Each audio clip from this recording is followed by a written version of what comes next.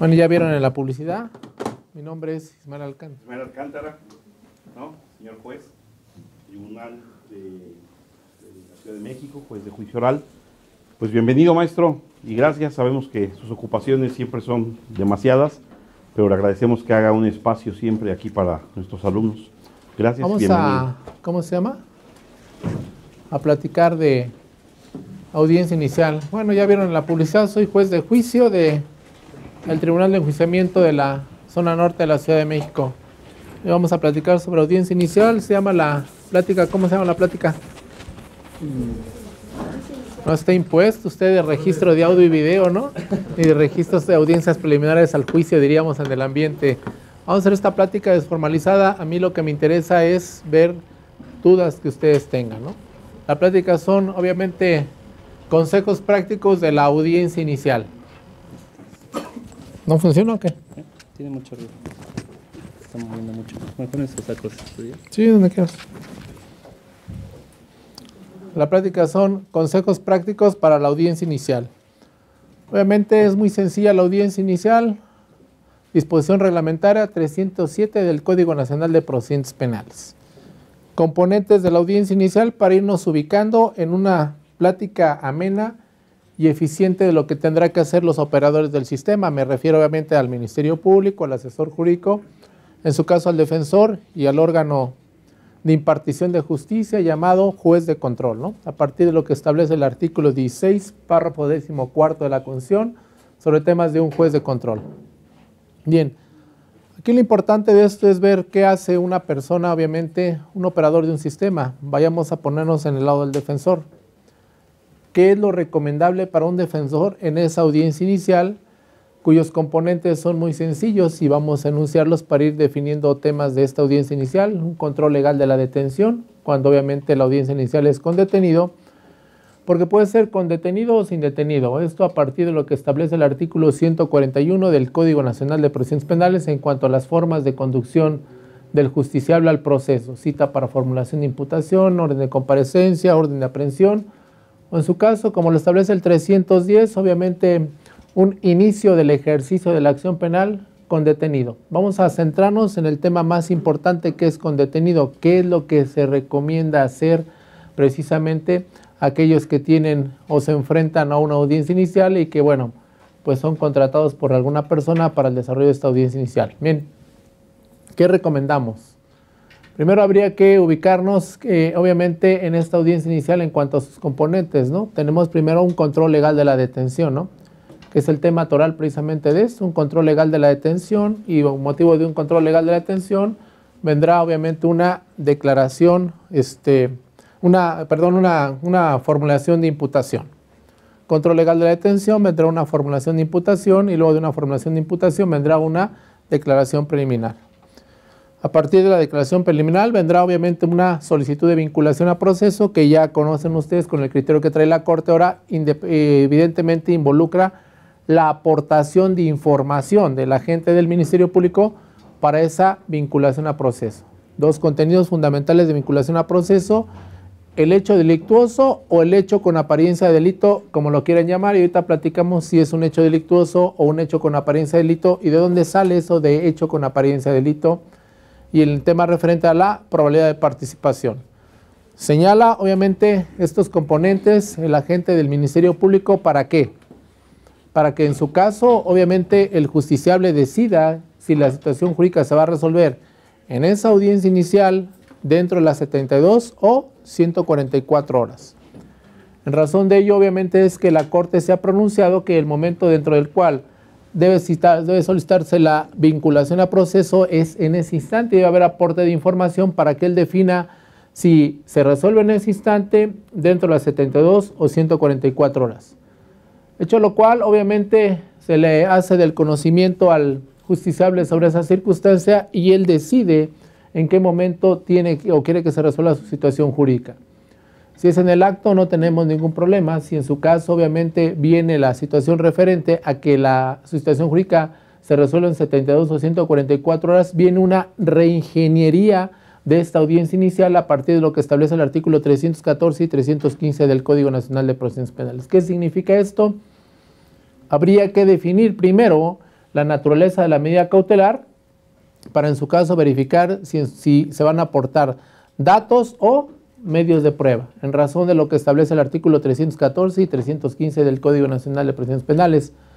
El efecto jurídico de un control legal de la detención, a partir de lo que establece el artículo 308, es que el justiciable permanece detenido hasta en tanto se resuelvan medidas cautelares. Así es como se declara precisamente el tema referente a en qué momento, obviamente, el justiciable deja de estar detenido bajo el efecto del control legal de la detención. Definida, obviamente, la medida cautelar, este es un bosquejo rápido y te vamos a ir abordando puntos específicos y sobre todo puntos torales, o sea, puntos finos de esta audiencia inicial. Definida, obviamente, la medida cautelar, si es de prisión preventiva oficiosa o cualquier otra personal, la recepción de la información que se hace es en su naturaleza de medio de prueba.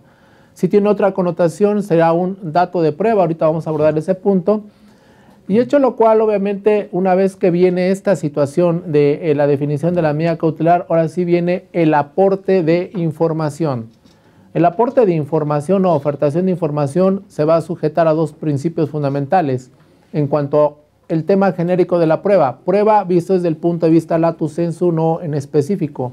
Desde el punto de vista de la prueba, obviamente vamos a ver precisamente si en su caso la prueba tiene pertinencia y licitud, que son los dos puntos torales precisamente de la prueba. Adicionalmente a ello, una vez que está definida la prueba bajo los principios de pertinencia y licitud, ahorita voy a ir abordando esos aspectos, viene obviamente la suspensión de la audiencia y posteriormente la práctica de prueba.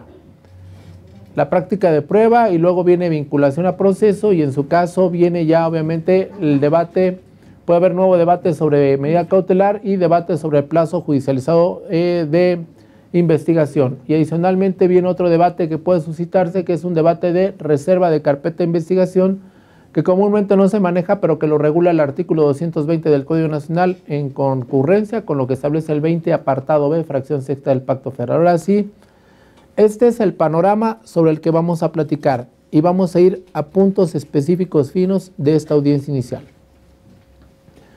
En una audiencia inicial, obviamente, tratándose de una audiencia inicial con detenido, habría que ver cuáles son los componentes de los que se tienen que analizar en ese momento del control legal de la detención. Ese es el punto toral. Uno de los problemas precisamente que se comienzan a manejar o ya se comienzan a analizar en este momento en este sistema de proceso penal acusatorio oral, que tiene su fundamento ¿en dónde? Recuérdeme, ¿a qué se dedica? ¿A qué se dedica? ¿A qué se dedica? Soy empleada de gobierno. Empleada de gobierno, bien. En el 20 párrafo primero del Pacto Federal tiene precisamente el fundamento del proceso penal acusatorio oral. Vamos a empezar a hacer análisis interesante. Fíjense, en este sistema hay un aspecto que no se ha analizado. Yo voy a ir a un control legal de la detención, porque este es un tema de control de detención, ¿no? Yo tengo aquí este momento de la audiencia inicial. Este control legal de la detención es la consecuencia, obviamente, de una investigación, obviamente, preliminar en su carácter de inicial. Este es, en el caso concreto, la consecuencia de una investigación inicial.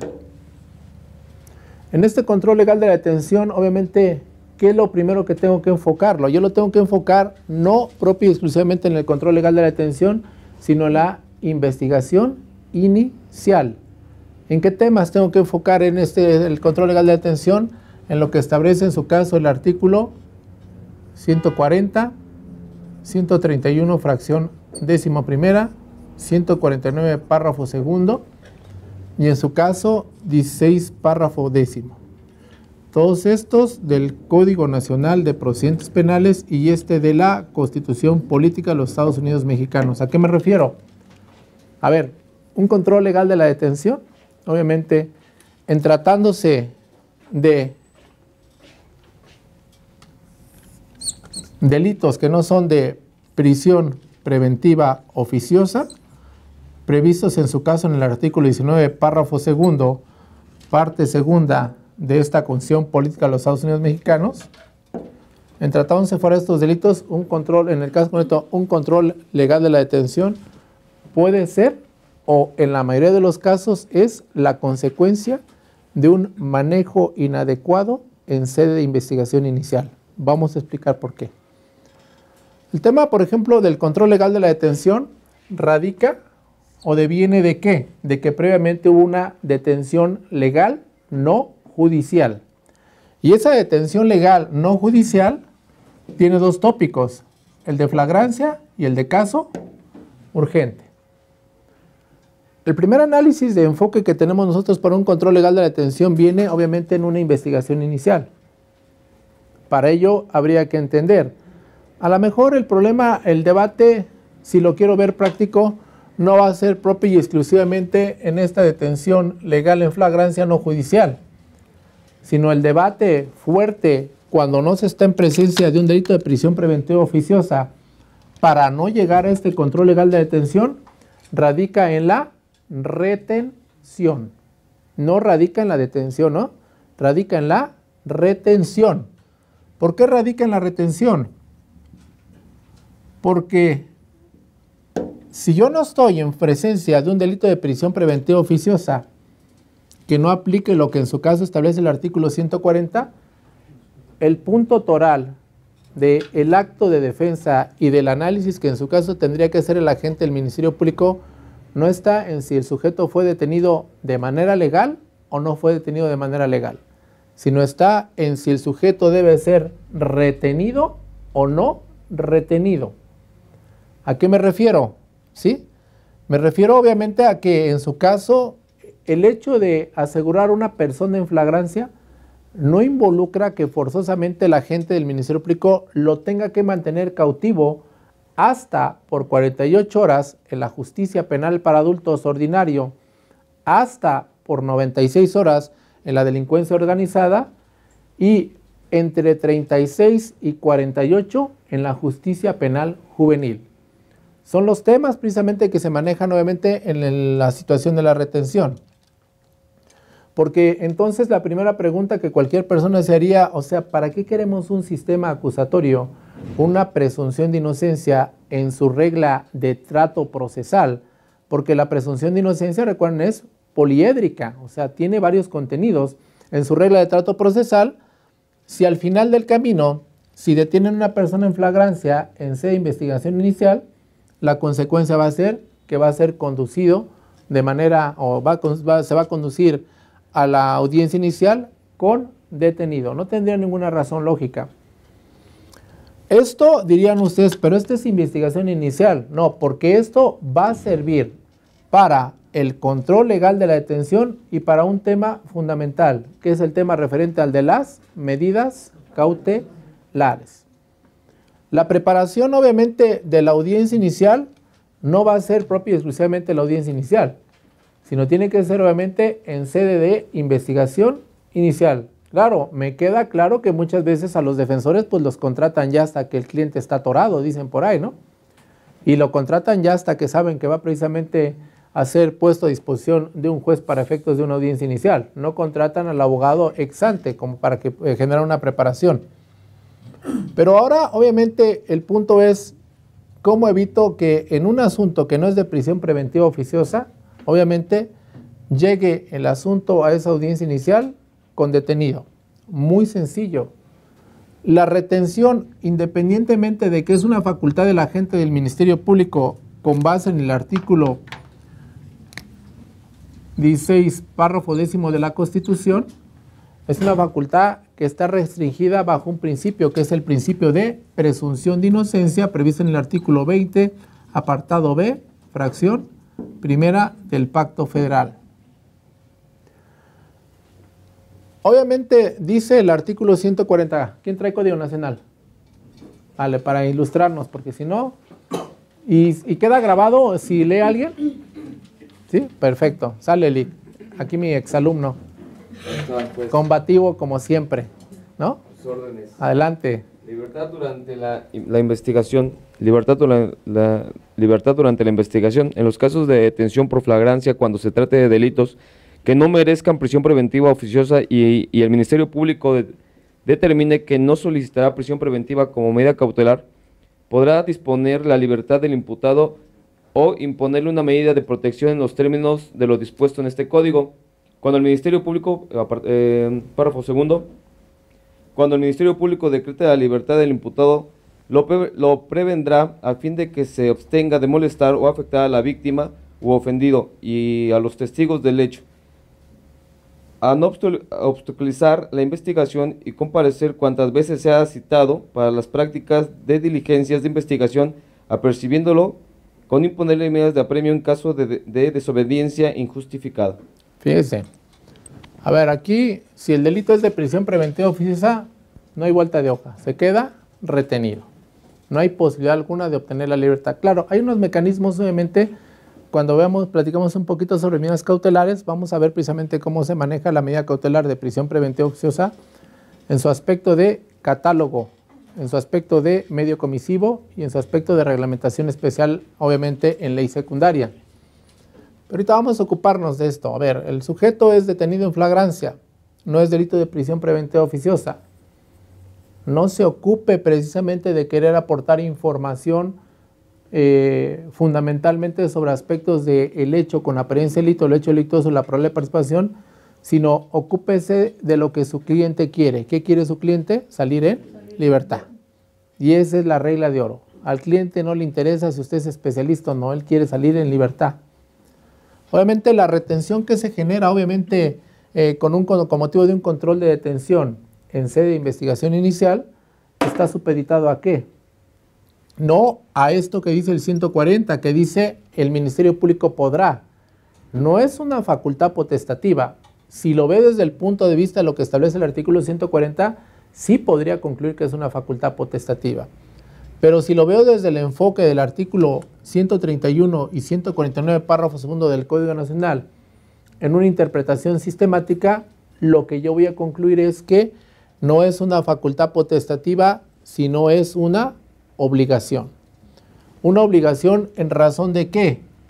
Que la única circunstancia a partir del cual el Ministerio Público lo va a retener y posteriormente lo va a conducir ante el juez en calidad de detenido será cuando va a generar una prisión preventiva justificada. De ello, lo que comienza a aparecer en este momento es que esta cuestión de la retención, que tiene estrecha relación con la prisión preventiva justificada, involucre que el operador del sistema comience a preparar precisamente su asunto, no preocupándose en el fondo, porque al final del camino recuerden que la vinculación a proceso obviamente está basada únicamente en la mera lógica formal, ¿sí? No tenemos un rango de exigencia fuerte para la vinculación a proceso por la estructura que establece el proceso penal acusatorio oral, en donde obviamente tengo una investigación inicial y una investigación complementaria. El juez me va a pedir elementos mínimos de aportación para que en su caso pueda vincular al proceso al sujeto con una apariencia del hecho delictuoso y de probable participación. Por lo tanto, en este sistema, el operador del sistema no tiene que, en su caso, centrar precisamente su atención en el fondo, sino tiene que centrar su atención precisamente en la aportación de elementos o generar condiciones para que en su caso no sea procedente esta prisión preventiva justificada. Y no porque esto sea una facultad potestativa para la gente del Ministerio Público. Porque cuando nosotros le damos lectura a lo que establece el artículo 131, fracción 11ª y 149, párrafo segundo del Código Nacional de Procedimientos Penales, que establece precisamente, entre otros aspectos, las obligaciones de la gente del Ministerio Público, lo que yo voy a visualizar es que, en su caso, la retención solamente va a ser cuando sea justificada. ¿Qué dice el 131, fracción 11ª? ¿Quién más trae Código Nacional? Mande. Ah, ¿usted lo trae? Sale. Sí. Artículo 131, obligaciones del Ministerio Público. Para los efectos del presente código, el Ministerio Público tendrá las siguientes obligaciones. Fracción 11ª, ordenar la detención y la retención de los imputados cuando resulte procedente en los términos que establece este código. Ya está. O sea, establece una doble facultad, la de la detención y la retención. Obviamente, entendido la detención como el mecanismo a partir del cual se puede restringir a un mecanismo constitucional a partir del cual se puede restringir a una persona en los supuestos que establece la Constitución, de excepción a lo que establece el artículo 11 constitucional, que es en el momento de la comisión o inmediatamente después de haberlo cometido, con la interpretación legislativa que en su caso establece el artículo 146 del Código Nacional de Procedimientos Penales. Ahora, yo ya tengo al sujeto detenido, lo agarraron flagrante en el momento de la comisión o inmediatamente después de la comisión. Se actualiza obviamente posiblemente una flagrancia por señalamiento, que son mecanismos muy concurrentes hoy. ¿De qué me tengo que ocupar? No se ocupe precisamente de querer pelear cosas que son indefendibles. Ocúpese de cuestiones prácticas. Este sistema son para cuestiones prácticas. Ocúpese precisamente de que si no está usted en presencia de un delito de prisión preventiva oficiosa y en su caso quiere llevarse a su cliente en libertad, ocúpese de generar condiciones para la inaplicación de la prisión preventiva justificada en sede de investigación inicial. ¿Qué significa esto?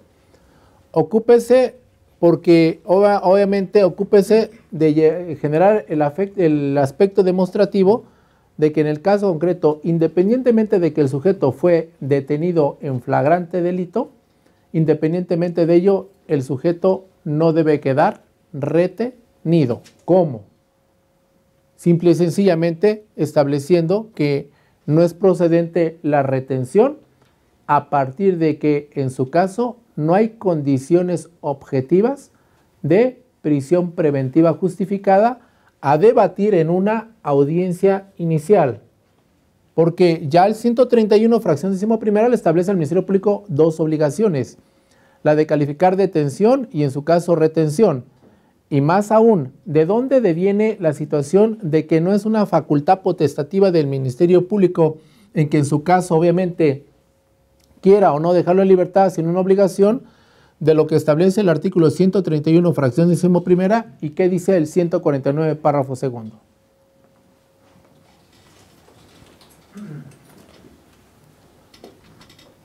Artículo 149. Verificación de flagrancia del Ministerio Público. Párrafo segundo. Así también, durante el plazo de retención, el Ministerio Público analizará la necesidad de dicha medida y realizará los actos de investigación que considere necesarios para que, en su caso, ejercer la acción penal.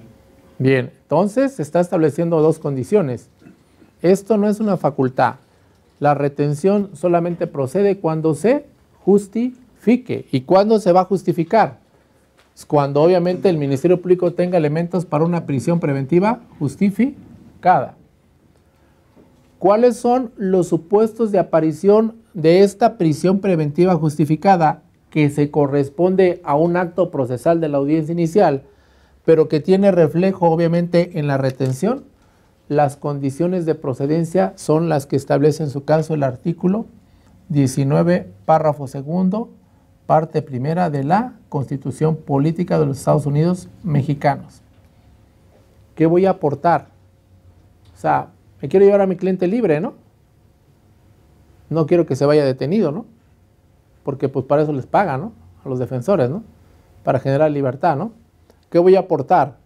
Lo que voy a aportar va a ser generar información. ¿Para qué? Uno, que no hay posibilidades de que el justiciable no se presente al proceso.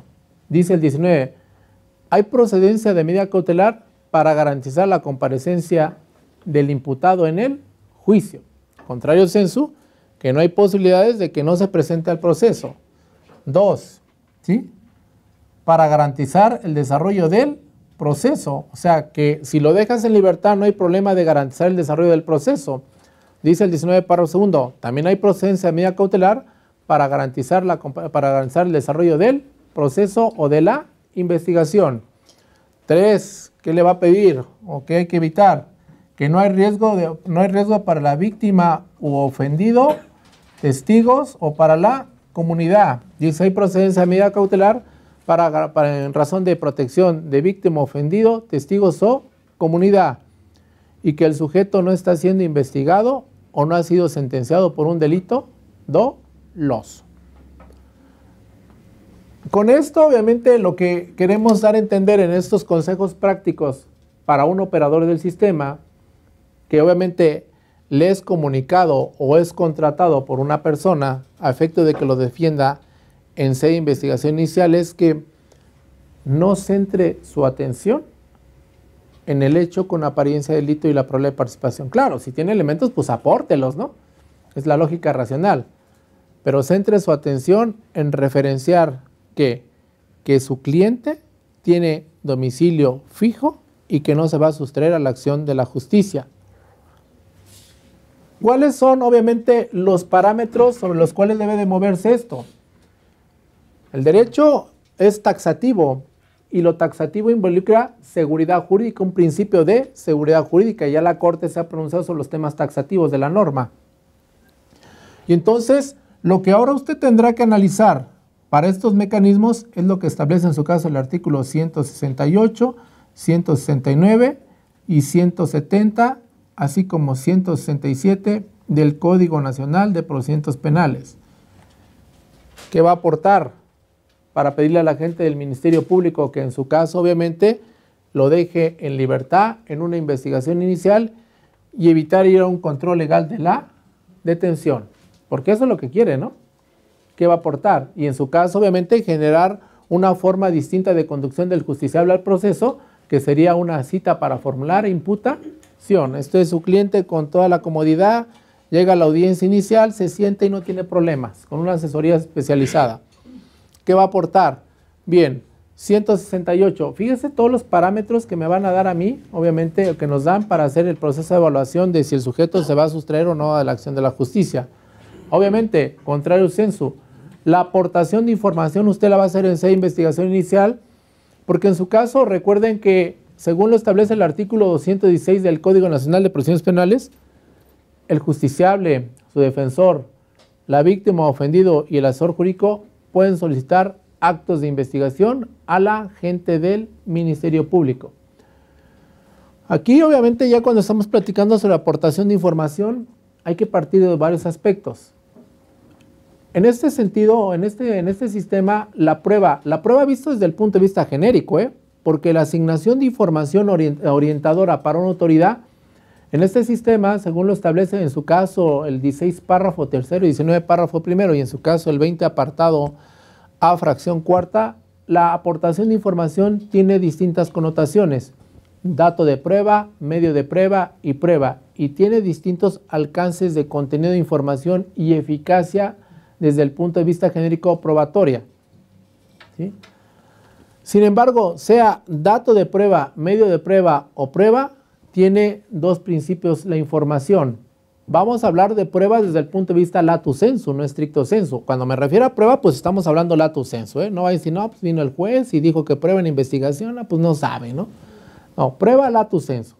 Deviene de probo, que significa creíble, que da crédito, ¿sí?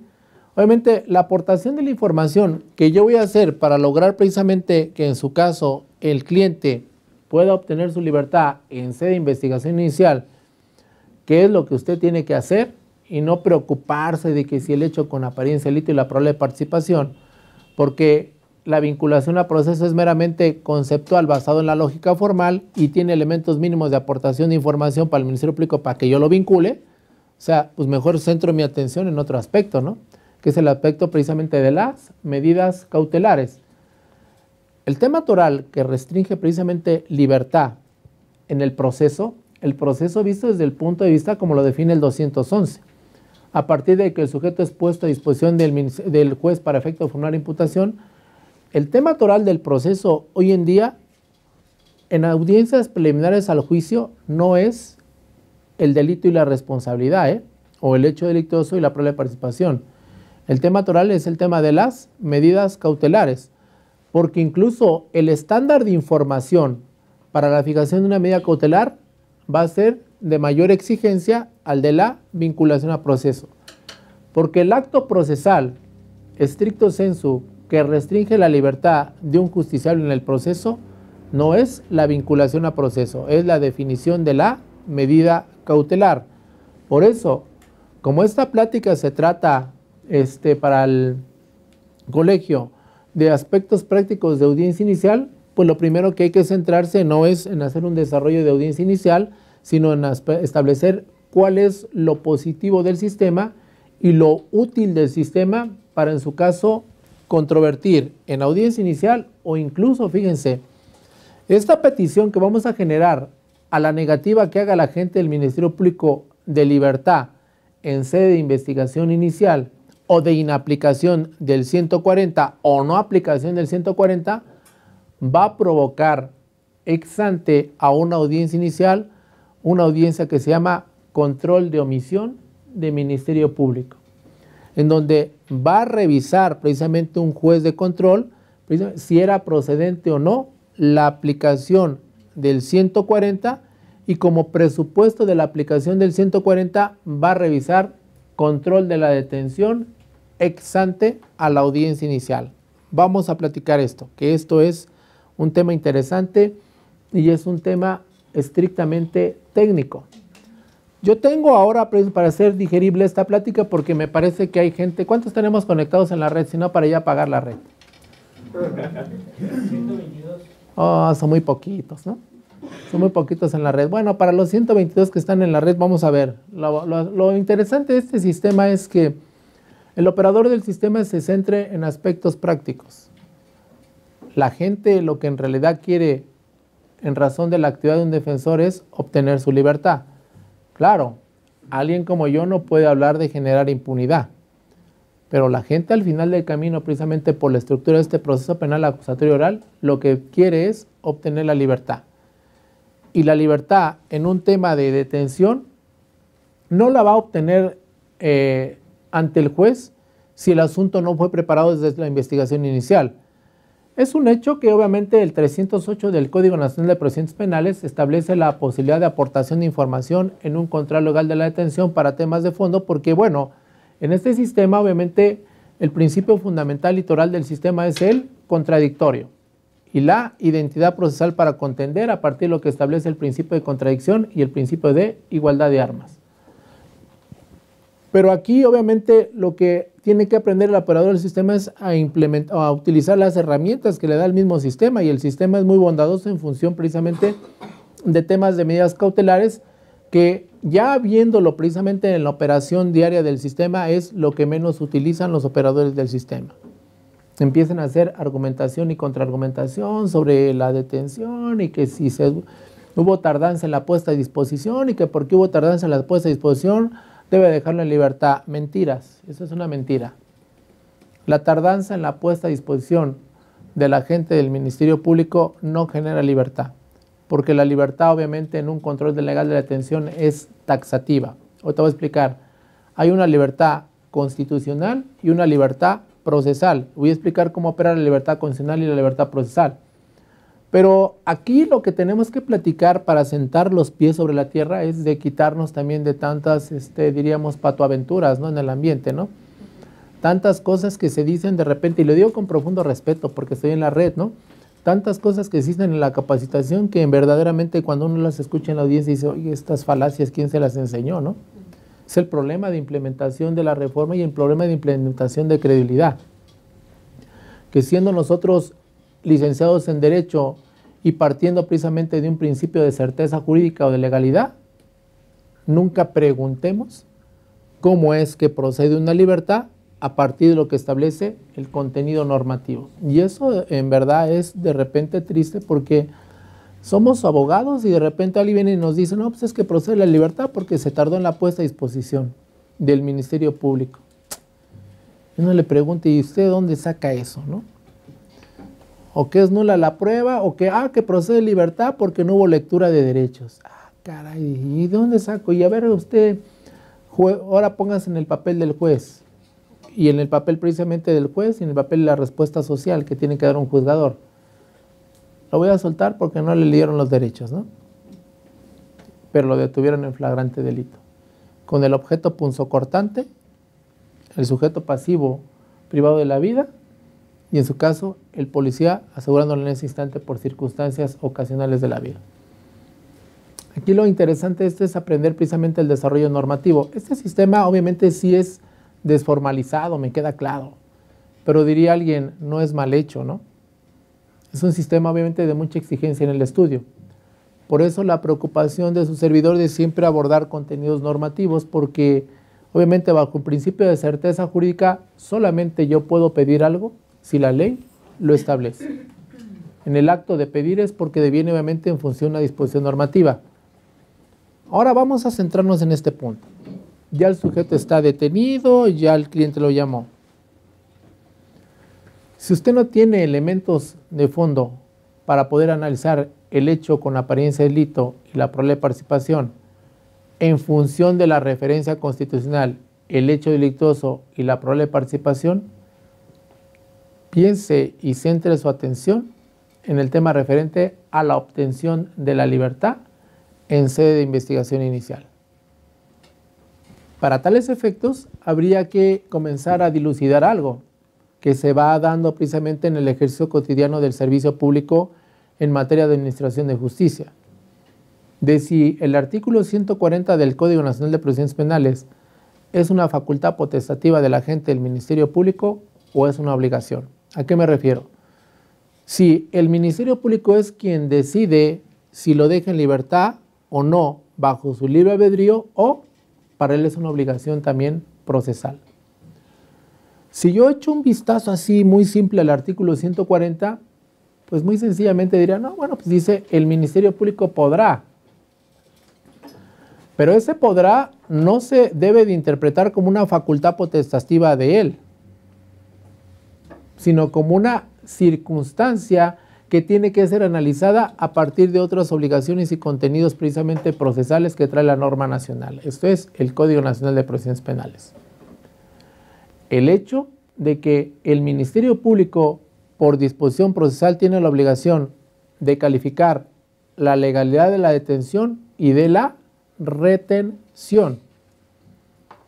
Y de que por disposición de lo que establece el artículo 149, párrafo segundo, tiene la obligación de analizar la necesidad de la retención cuando hace referencia a la necesidad de dicha medida. De un análisis y de una composición sistemática de esos tres dispositivos y del principio de presunción de inocencia en su regla de trato procesal, lo único que yo puedo concluir que es que en su caso, obviamente, no es una facultad potestativa, sino una obligación. Para tales efectos, el aspecto condicionante de ese aspecto de libertad en sede de investigación inicial también se lo está puntualizando la gente del Ministerio Público. ¿Para qué? Para el único supuesto de que vaya a solicitar una medida cautelar de prisión preventiva justificada. Esto es, y que no se esté en presencia de un delito de prisión preventiva oficiosa. El rango de exigencia que me está estableciendo la Constitución y la norma procesal para este supuesto particular y concreto, ¿en qué incide? Incide en que tenga que conocer cómo funciona la medida cautelar de prisión preventiva oficiosa y la medida cautelar de prisión preventiva justificada. De la medida cautelar de prisión preventiva oficiosa quizás no tenga que ocuparse uno tanto, porque es una medida cautelar que se impone por disposición constitucional y es una medida cautelar taxativa. Por catálogo, medios comisivos, afectación a bienes jurídicos específicos. Pero de la justificada sí me tengo que ocupar. Y me tengo que ocupar bajo los parámetros precisamente que establece el párrafo segundo en su parte primera del artículo 19 constitucional, para decir, bien, ahora está el sujeto detenido. ¿Cuál es el único supuesto a partir del cual, obviamente, en su caso, el agente del Ministerio Público lo va a retener? Cuando sea indispensable, ¿para qué? Para garantizar la comparecencia del imputado en el juicio, ¿sí? Para garantizar el desarrollo de la investigación, para la protección de víctima, ofendido, testigos o comunidad, o cuando el sujeto esté siendo investigado o haya sido sentenciado por delito doloso. Solamente cuando hay potencialmente esa posibilidad es que el agente del Ministerio Público lo puede retener. Y solo cuando obviamente se da esos supuestos concretos y que me dan en el rango de probabilidad que el sujeto genéricamente se va a fugar, va a ser obstáculo del proceso o va a ser obstáculo de la investigación o ha sido, está siendo procesado o ha sido sentenciado por el doloso, es que el Ministerio Público lo va a retener. Por ello, lo que usted tiene que aportar es información. ¿Para qué? Para el efecto demostrativo de que en el hecho particularizado no se puede dar ninguno de esos supuestos particulares y concretos. Pero la aportación de información que usted va a llevar precisamente a un procedimiento penal acusatorio oral, y me refiero a un procedimiento penal acusatorio oral porque la referencia que da ahora el artículo 211 del Código Nacional de Procedimientos Penales me da dos definiciones, la de procedimiento y la de proceso. La de procedimiento, obviamente, en paréntesis, que involucra desde la denuncia, querella o acto equivalente a la querella hasta que la sentencia pone fin a la instancia, y la de proceso estricto sensu, a partir de que el sujeto es puesto a disposición para que se le formule imputación y termina con la sentencia que pone fin a la instancia, ¿sí? La sentencia que causa estado y pone fin a la instancia, que puede ser la de primera y segunda instancia. Ahora yo estoy en esta investigación inicial. ¿Qué hago? Aportar información. Nada más que la información que usted le va a llevar al agente del Ministerio Público o al juzgador tiene que tener o tiene una característica fundamental, que sea pertinente y que sea lícita. Porque obviamente la información en este sistema no está como en el anterior sistema. En el anterior sistema se recepcionaba todo, ahora se recepciona solamente la información pertinente y la información legal.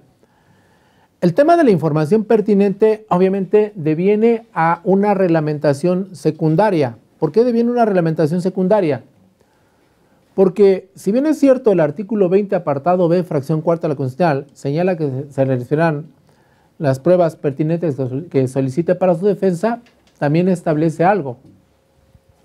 Esa pertinencia probatoria la va a dejar a una reglamentación secundaria, esto es, la norma secundaria me va a establecer los parámetros de pertinencia. Primer punto. Y también la Constitución establece que la prueba tiene que tener carácter lícito, esto es, que no sea obtenido con violación a derechos fundamentales. Ahora, ya estoy yo en la investigación inicial. ¿Qué información le puedo aportar a la gente del Ministerio Público o qué información no le puedo aportar a la gente del Ministerio Público? Primero, vamos a dar lectura al 216 para establecer que aún el agente del Ministerio Público en esa investigación inicial, ¿qué es lo que va a hacer? Va a analizar pertinencia probatoria. ¿Qué dice el 216?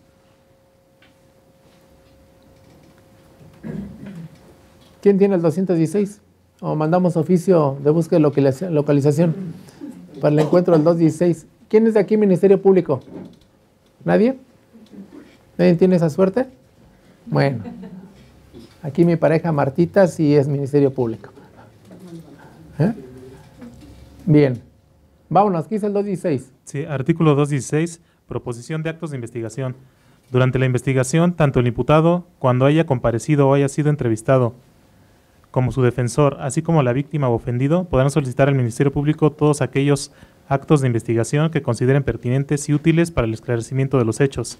El Ministerio Público ordenará que se lleven a cabo aquellos que sean conducentes. La solicitud deberá resolverse en un plazo máximo de 3 días siguientes a la fecha en que haya formulado la petición al Ministerio Público. Ojo, ya le está hablando obviamente que estime conducentes. ¿Cuál es la información que puede ser pertinente o conducente? ¿Dónde traen ustedes su reglamentación? 346 del Código Nacional de Procedimientos Penales. Esa es la aportación de información que ustedes pueden llevar precisamente ante la gente del Ministerio Público. Aquella información que no caiga, que no se adecue en los supuestos de exclusión probatoria. Para tales efectos es muy importante conocer esos supuestos de exclusión probatoria. ¿Qué dice el 346, si lo tiene usted, por favor? El lector oficial de la plática que estamos llevando a cabo. Ahora, para que no sea esto tan cuadrado y, o sea, parece que están espantados, no sé por qué. O sea, se vale preguntar, ¿eh? Conmigo no tienen problemas, ¿eh? Se valen preguntar porque yo soy muy abierto para las preguntas. Adelante, ¿qué dice el 346? Artículo 346, exclusión de medios de prueba para la audiencia de debate.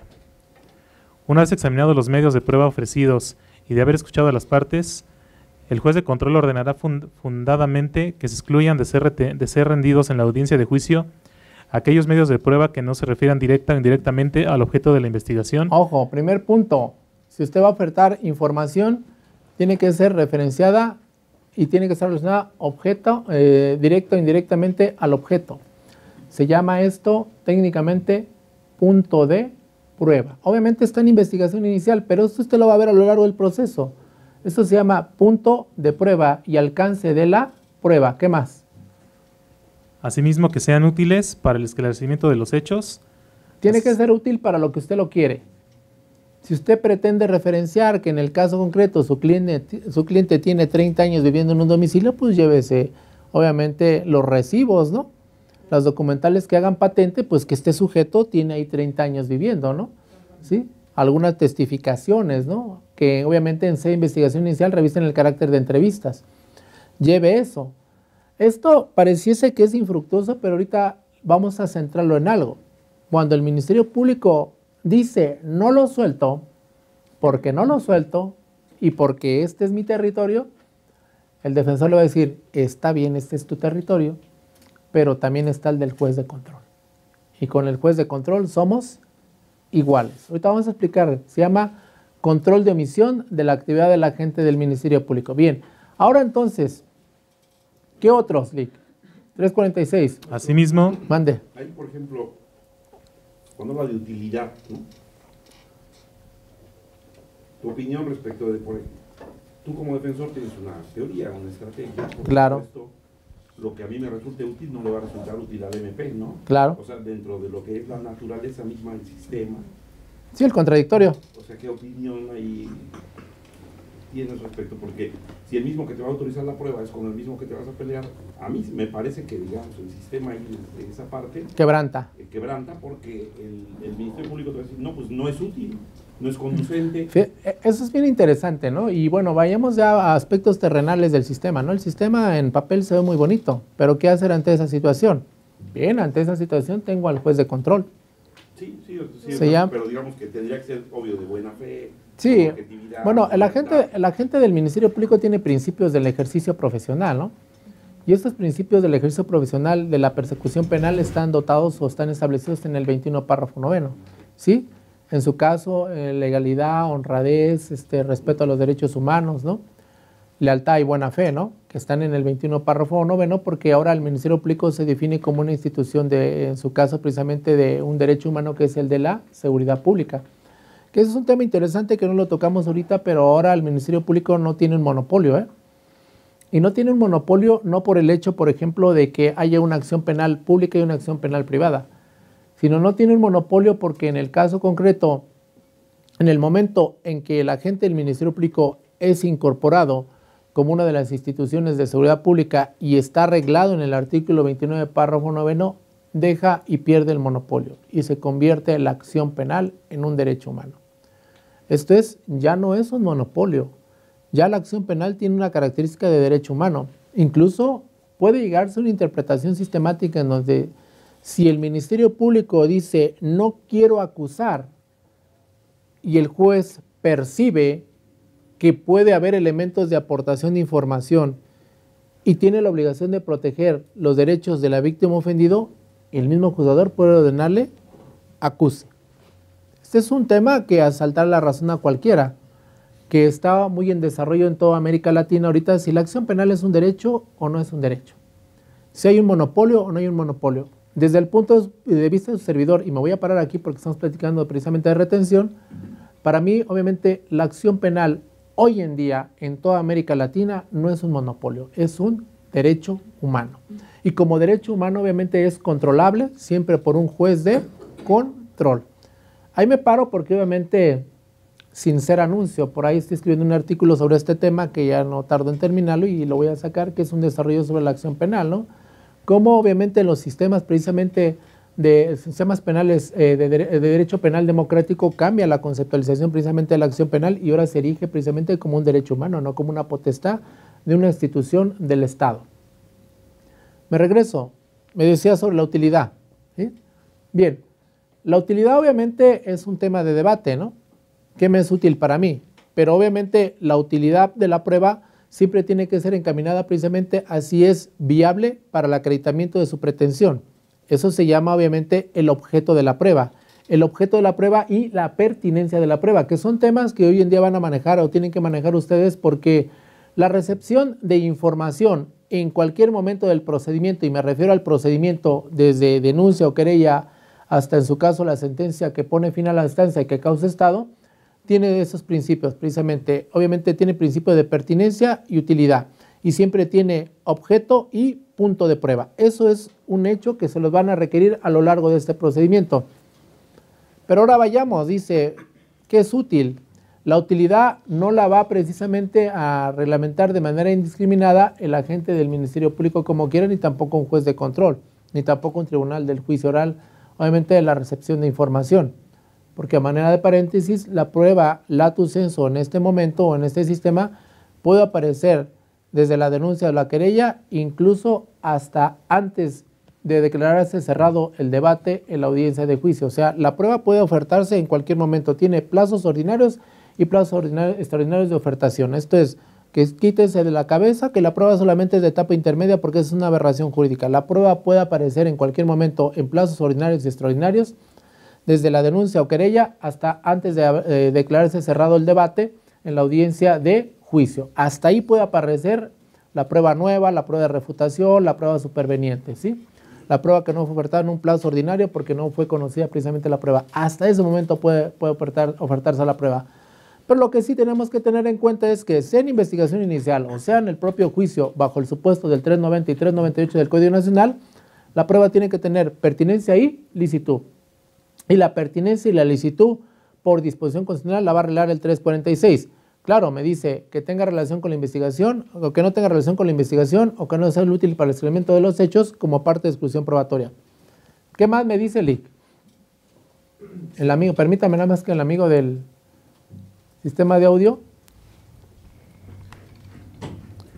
Asimismo, se excluirán los medios de prueba, aquellos en los que se actualice alguno de los siguientes supuestos.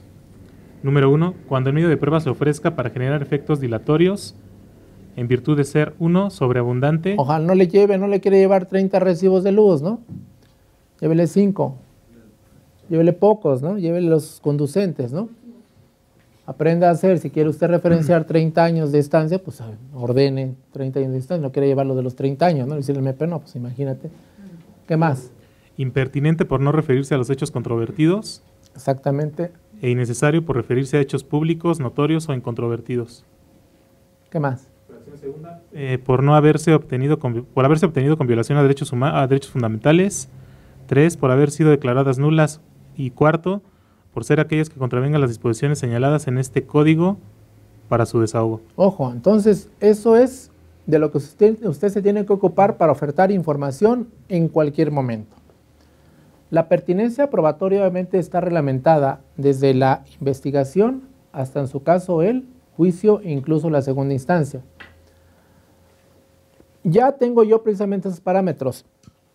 ¿Me voy a ocupar de qué? ¿Qué tengo que acreditar para poderme llevar a mi cliente? Vámonos.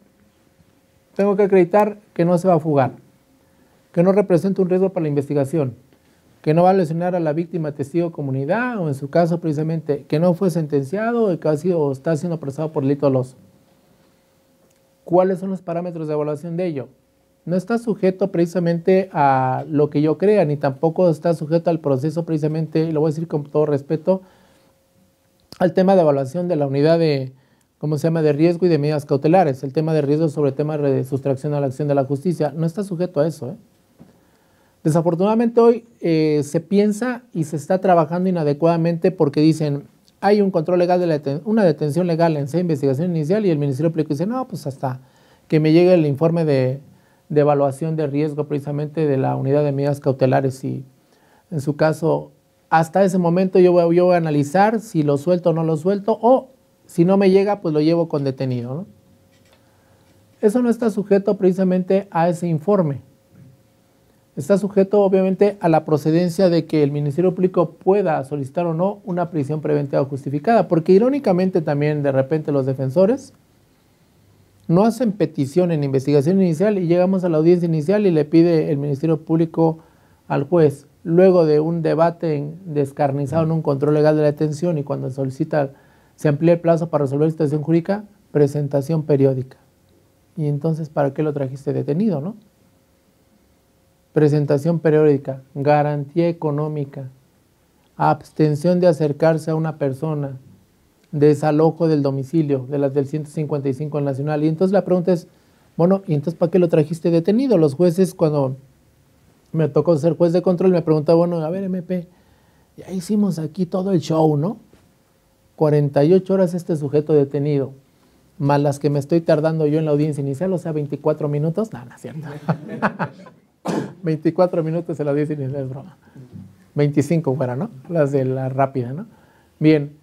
Y uno dice, bueno, pobre cuate, ¿no? Ya le frustré la vida y lo tengo detenido y ya lo voy a soltar ahorita con presentación periódica. Imaginemos qué piensa el justiciable, ¿no? Y si fuéramos muy objetivos diríamos, pues muy posiblemente con profundo respeto para la red, a todos nos está recordando el 10 de mayo, ¿no? Porque ¿para qué me trajeron detenido?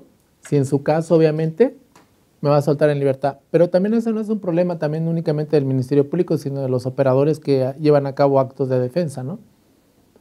Que no han entendido que obviamente si usted le propone al Ministerio Público un acto de investigación para estos efectos y no se lo concede justificadamente, pues usted tiene su juez de control para controlar la actividad omisiva de la gente del Ministerio Público.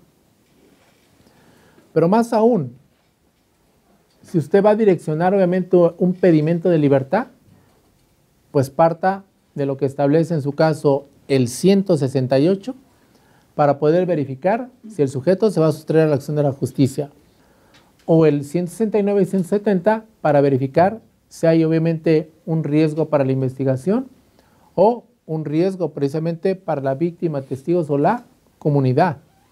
Verifique esa situación. Por eso, primer apuntamiento para esta plática, si usted tiene un sujeto detenido y no quiere llegar a un control legal de la detención en audiencia inicial y está en presencia de un delito que no es de prisión preventiva oficiosa, trate de centrar su atención como defensor en los supuestos de improcedencia de medidas cautelares justificadas.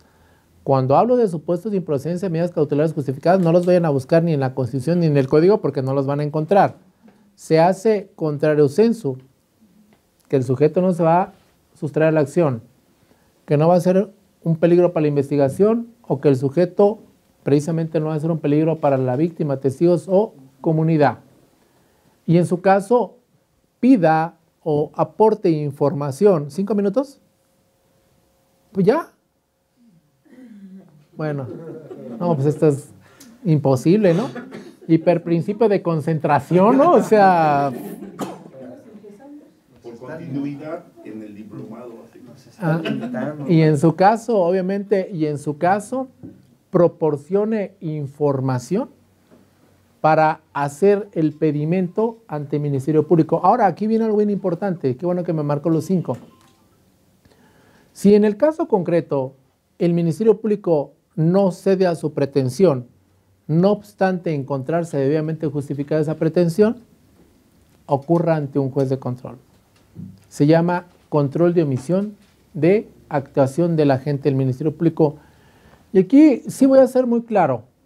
Los controles de omisiones que ustedes pueden solicitar ante un juez de control en actividad del agente del Ministerio Público, no todos están expresamente previstos en el Código Nacional. Ojo, no ocurre como por ejemplo los del 258, que el Ministerio Público se abstuvo de investigar, que mandó archivo temporal, que determinó un ejercicio de la acción penal o que determinó un criterio de oportunidad.